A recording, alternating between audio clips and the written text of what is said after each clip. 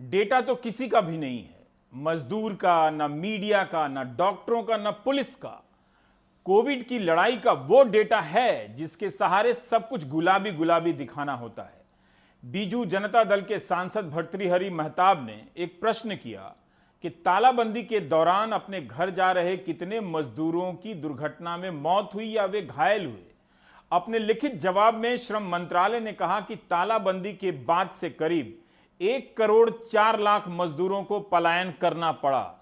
एक ऐसा फैसला जिसने एक झटके में 1 करोड़ मजदूरों को बेघर और पैदल कर दिया। सिर्फ मजदूर नहीं थे वो, उनके साथ बच्चे थे, बुजुर्ग थे, तपती धूप में सैकड़ों किलोमीटर की पैदल यात्रा थी। लेकिन श्रम मंत्रालय यह तो बताता है कि 1 करोड़ मजदूरों ने पलायन किया, यह नहीं बताता है कि उस दौरान सड़क दुर्घटना में कितने मजदूरों की मौत हुई, कितने घायल हुए। मंत्रालय ने संसद में कहा है कि इन सब का कोई हिसाब किताब नहीं है।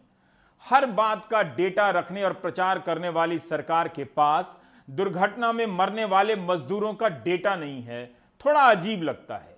अगर श्रम मंत्रालय सिर्फ एक फोन उठाता, रेल मंत्रालय या रेल मंत्री को फोन कर देता, सिर्फ इंटरनेट पर सर्च कर लेता, तो पता चल जाता कि मई के पहले सप्ताह में महाराष्ट्र के औरंगाबाद में 16 मजदूर पैदल चलते चलते थक गए और पटरी पर सो गए। एक मालगाड़ी उनके ऊपर से गुजर गई, मर गए। 20 से 30 साल के ये मजदूर मध्य प्रदेश के उमरिया और शहडोल के रहने वाले थे। मध्य प्रदेश सरकार ने इस दुर्घटना में मरने वाले सभी मजदूरों को 5-5 लाख देने का ऐलान किया था। प्रधानमंत्री ने भी दुख प्रकट करते हुए ट्वीट किया था कि रेल मंत्री से बात हो गई है, वे हालात पर नजर रख रहे हैं। क्या श्रम मंत्रालय संसद को इतना भी नहीं बता सका? क्या उसके पास यह डेटा भी नहीं होता? पीएम का ट्वीट भी नहीं था। देश का नौजवान चलते चलते थककर पटरियों पर लेट गया, मालगाड़ी आई और मर गया। अफसोस कि श्रम मंत्रालय का एक डेटा भी दर्ज नहीं कर सका श्रम मंत्रालय। सोचिए, इन मजदूरों की मौत हुई तब भोपाल से आदिवासी कल्याण मंत्री मीना सिंह राज्य के विमान से औरंगाबाद गई थी। जब सरकार के डेटा में मरने वाले मजदूर ही नहीं हैं, तो इस विमान यात्रा का खर्चा किस खाते में दर्ज हुआ होगा? सड़क दुर्घटनाओं पर काम करने वाली संस्था सिर्फ 31 मई तक के आंकड़े से बताती है कि 198 मजदूरों की सड़क दुर्घटना में मौत हुई थी। यह जानकारी भी 2 जून को समाचार एजेंसी रॉयटर की एनी बनर्जी ने छापी थी। सेव लाइफ फाउंडेशन को कोट करते हुए कि 25 से 31 मई के बीच 198 मजदूर मरे थे। एक दिन में 33 मजदूरों की सड़क दुर्घटना में मौत हो रही थी। उस दौरान सरकार कहती है डेटा नहीं है। देवगन और आप देख रहे हैं सर्वश्रेष्ठ डिबेट शो टक्कर। आज टक्कर सुपर एक्सप्लोसिव एडिशन में सिर्फ बहस नहीं होगी, क्योंकि आज इस शो में 2 दिग्गज मौजूद होंगे और रोंगटे खड़े कर देने वाला खुलासा होगा। क्या सुशांत और दिया की मौत के बीच कोई बहुत बड़ा कनेक्शन है?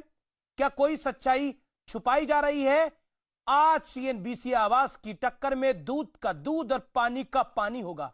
आप बोलेंगे आप सीबीआई तो है नहीं, आप कोई इन्वेस्टिगेटिंग एजेंसी तो है नहीं। बिल्कुल, हम ना कोई इन्वेस्टिगेटिंग एजेंसी है, ना हम जांच में कोई खलल डालना चाहते हैं, ना जांच को इंपैक्ट करना चाहते हैं। लेकिन हमारा काम है बतौर न्यूज चैनल सच्चाई को सामने लेके आना।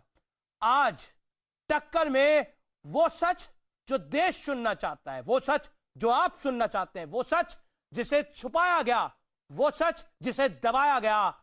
आज टक्कर में सारी दीवारें चीरकर सामने आएगा। तो इस टक्कर के विशेष एडिशन में आपका अभिनंदन है और अगले 1 घंटे वो सच्चाई जो आप सुनना चाहते हैं, वो सच्चाई जिसे दबाया गया, पहली बार सीएनबीसी आवाज के टक्कर के इस विशेष एडिशन में।